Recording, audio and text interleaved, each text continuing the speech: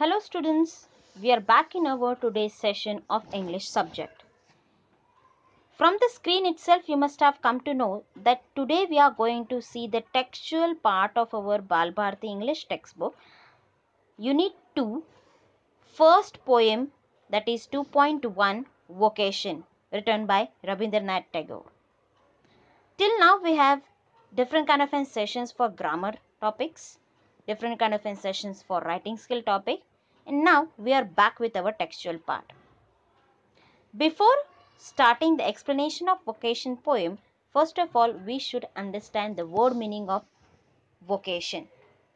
So students, the word meaning of vocation is a feeling of suitability for a particular career or occupation. That means whatever the occupation is suitable for your kind of an quality and having such a kind of an feeling is said as vocation. To give it more elaborated, I am going to give you an example of yours only. Means the students and children of your age, basically of your age, they have such a kind of a feeling that whatever work is done by them is the difficultest, or we can say the hardest work in the world. To study, to memorize the answers, to even go through with this different kind of subjects at a time, it's the most hardest or difficult job in the world. Rather, they think in such a way that whatever work or the profession or the occupation or the job which has been done by the other people, that means it can be their mother, sister, brother, elder sister or father or uncle, whoever person surrounding them, whatever job they are doing it, it may be a kind of any kind of an work they are doing it, that work is the simplest one in the world, that they can do very easily, very simply and very comfortably. But in actual or in reality, the situation is completely different than that. Many times they even imagine themselves at the place of their parents, that if they have been such a kind of a parent, they would have been more better than their parents. But this we know practically it's completely not acceptable. So let's see what the writer Rabindranath Tagore wants to tell us from this poem Vocation. Before starting with the vocation, I want to give this some kind of basic information related to the poetry student. So let's begin. Children by nature love freedom and fun. That means they have been discussing about the children of your age. They are too small to see the consequences of their hasty actions. That means the children of your age are such a kind of an age where they are not ready, or they are very young to understand the situations of the or the problems which have been arising in that particular situation. They are adventure loving also. That means students like you or children like you, they like the different kind of an adventurous things. Rabindranath Tagore in this poem Vocation gives voice to the natural desires of a child.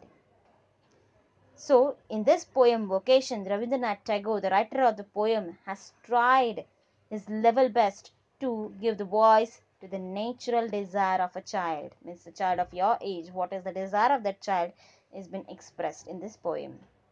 The child goes by his beam and enjoys freedom of movement. That means whenever the child is imagining, and in that imaginary world the child is very happy, very enjoying, experiencing the freedom and enjoying the imaginary world. He does not want anyone to check or hide him. That means every time every person is pinpointing you, keeping a kind of a hurdle in front of you to do specific kind of work. For example, in your house also, whoever the elderly persons are there, they are always telling you, don't do this, don't do that, this is wrong, this should not be done, and you are completely wrong at this place, you should not do such a kind of an misbehavior again, and n number of things where the restrictions are being given to you. So this the child also don't wants to be happen in his life. as if you don't want practically to be done in your life, right, students? So, going further, he invites the hawker, the gardener, and the watchman, for they don't have list of do's and don'ts as he has. So he is really appreciating the work of the gardener, the hawker, and the watchman, giving the example in this poem that they don't have any kind of restrictions. Nobody is coming and telling them to not to do this or to not to do that, to do this or to that particularly. So this specific two things, the do's and the don'ts in the life, which is not been told to them at all. They are completely free, they are enjoying their work, they are having the complete freedom which the child actually needs for himself. So this is what the description of the child's actual desire or natural desire in this poem vocation. So without wasting a time, students, let's go paragraph wise to understand it more better way. When the gong sounds 10 in the morning and I walk to school by our lane, every day I meet the hawker crying bangles, crystal bangles. So students, the first line, when the gong sounds 10, that means the child is starting his journey from home to the school right at 10 o'clock sharp. Gong means the ringing of the bell is been described, which draws the people's attention. Okay, so here when the bell rings 10, the child immediately leaves his house to school. And when he is going towards the school, in the between time duration or in between traveling, he has some kind of an experiences and he's meeting some kind of an people. So the first person to him he is meeting is the hawker. Hawker means a person who sells some kind of different things, place to place at the different materials which he has. Okay, so this hawker is crying, that means shouting, bangles, crystal bangles. As if there are n number of hawkers, even there are some kind of a specific hawkers who are selling toys, specific hawkers who are selling plants. So different kind of hawkers, and they cry, or we can say they shout to get attract other people for purchasing this kind of goods. So even this hawker is also crying and shouting bangles, crystal bangles. There is nothing to hurry him on. There is no road he must take, no place he must go to, no time when he must come home. I wish I were a hawker, spending my day in the road, crying bangles, crystal bangles, when at 4 in the afternoon I come back from the school. So students, here in the first and the second para, the child walks to his school at 10 in the morning. Every day he meets a bangle seller. The man goes about at ease all day long. The child is tempted to adopt the vocation of that happy hawker. Basically, the child wants to become the bangle seller, because according to him, bangle seller don't have any kind of a restriction. He can keep on walking all day and he can utilize his time roaming here and there, and enjoying the atmosphere nearby. Whereas the child is not having such a kind of freedom. He can't go anywhere else rather than the kind of in particular places like home, playground maybe, and the school. Okay, so he is wishing that he must have become an hawker, so he can move or he can go anywhere at the different places, and even he is thinking that he must have sold such a kind of crystal bangles, and he got a chance of crying and shouting in the streets bangles and crystal bangles. When the word shouting comes, students, the one thing which strikes in my mind is that the student of your age or the child of your age basically has this screaming kind of quality. They like to scream a lot. They like to disturb the person, any kind of person. If the mother is working in the kitchen, they like to disturb her.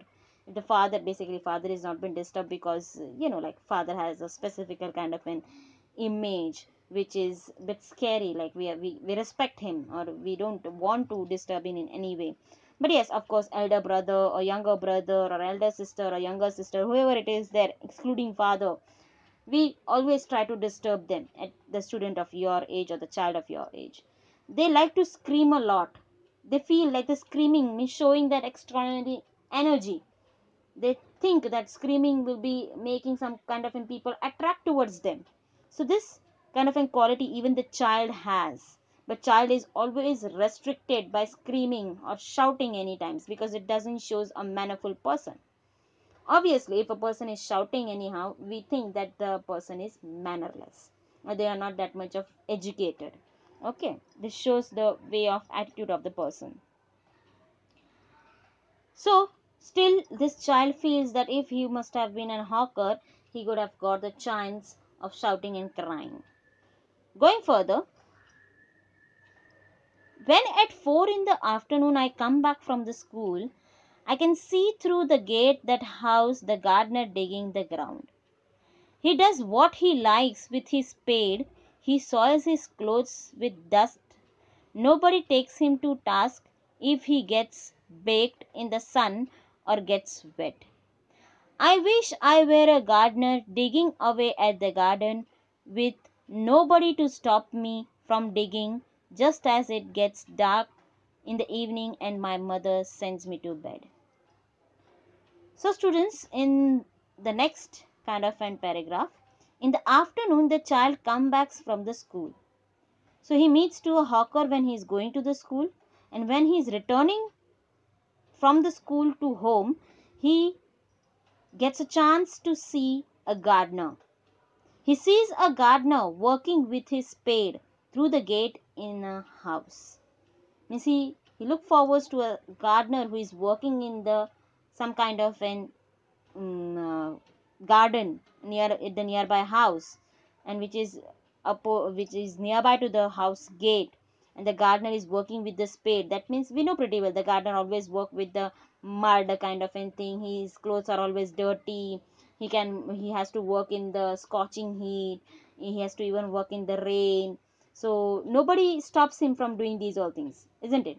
But if we take these things for a child of your age, obviously the parents will scold you at the first. They will not allow you to go in the scorching heat, because they will say that you will get ill or you'll fall ill. Okay. Secondly, if it is raining outside, then also your parents will restrict you to go out and enjoy the rain, and to even play in the mud, or to dig a specific kind of a mud region, or to play with very dirty things. Yes, they stop you all doing these all things. Why? Because they care for you. They just wish that you should be healthy and proper. But here the child feels that's also as a restriction. I mean, I think even in the student of your age, n number of students will be thinking in the same way. Whatever the parents are saying, that is just a kind of a restriction for them. They don't go beyond the kind of an thinking and understand that why the parents are doing these all things, for what purposes. Obviously not.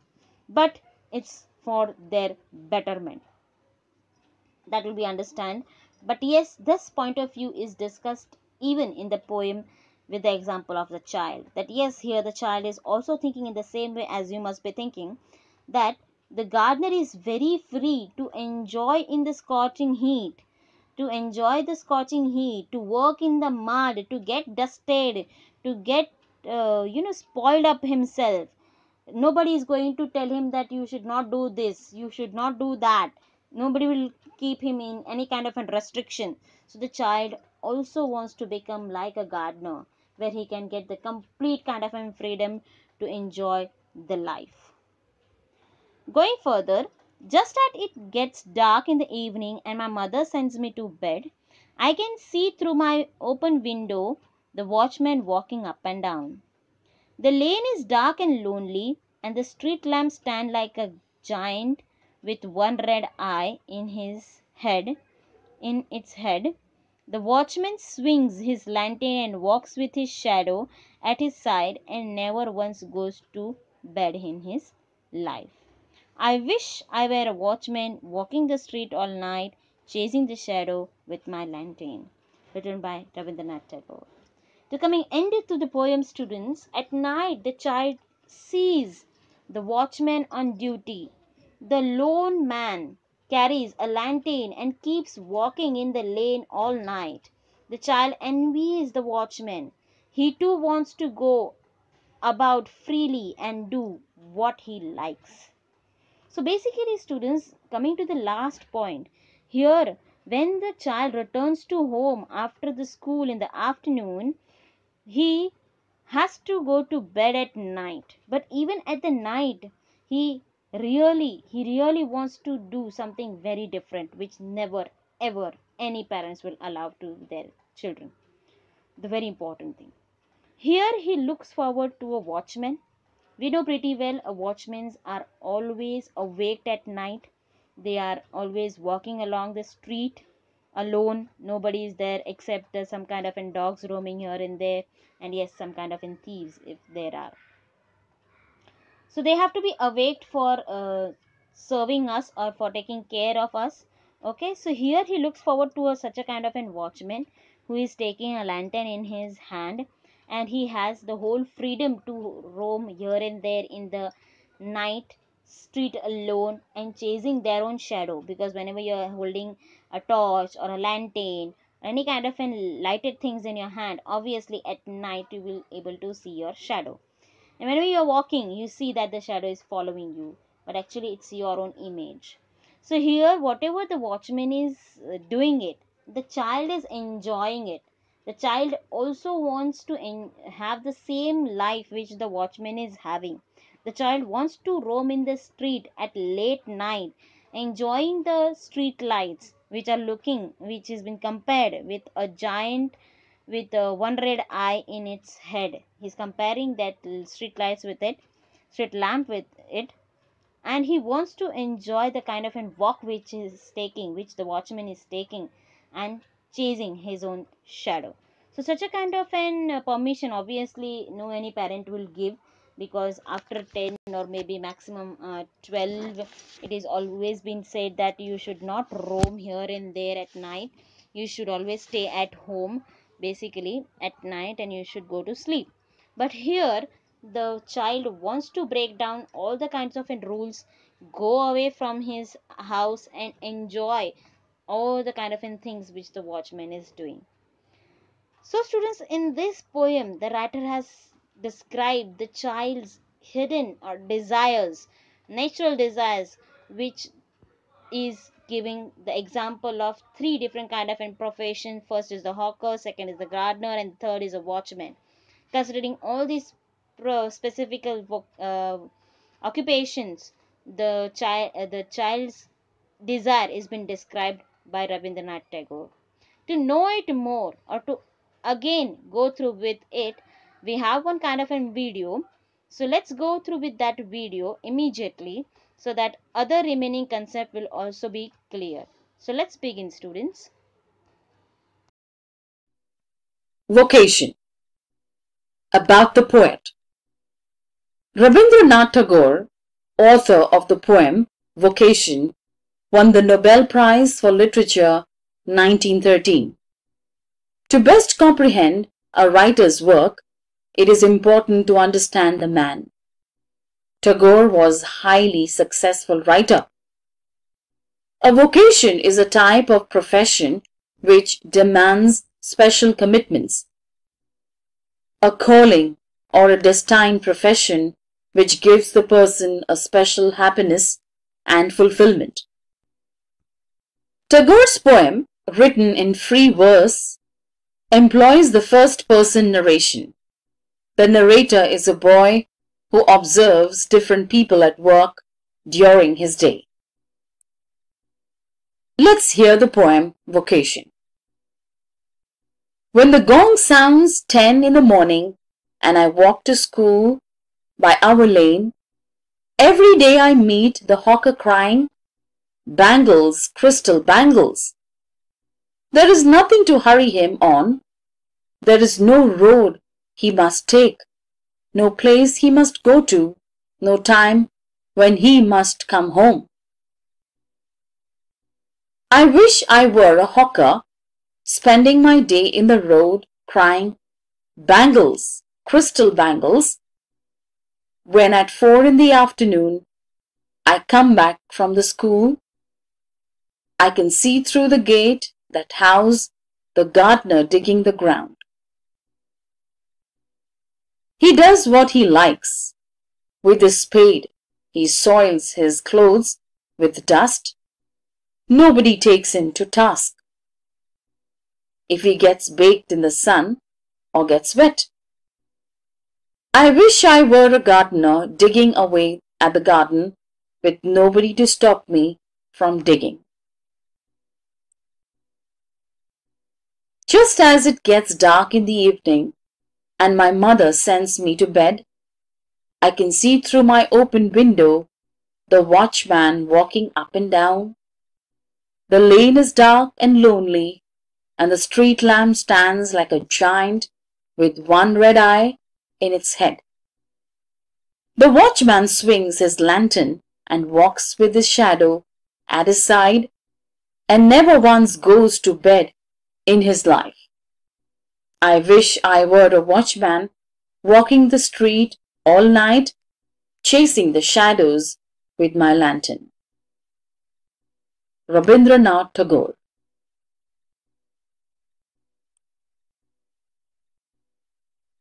Summary of the poem.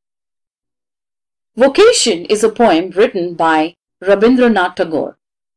It echoes a child's ever-changing dreams for the future, the search for a vocation. I hope you must have understood all the small points included in the poem 2.1 Vocation written by Rabindranath Tagore. The detailed points were being shown in the video as well as me in the explanation before. So I hope all the things are clear in front of you. The central idea, the summary of the poem and the concept of the poem is very clear to you. So thank you everyone.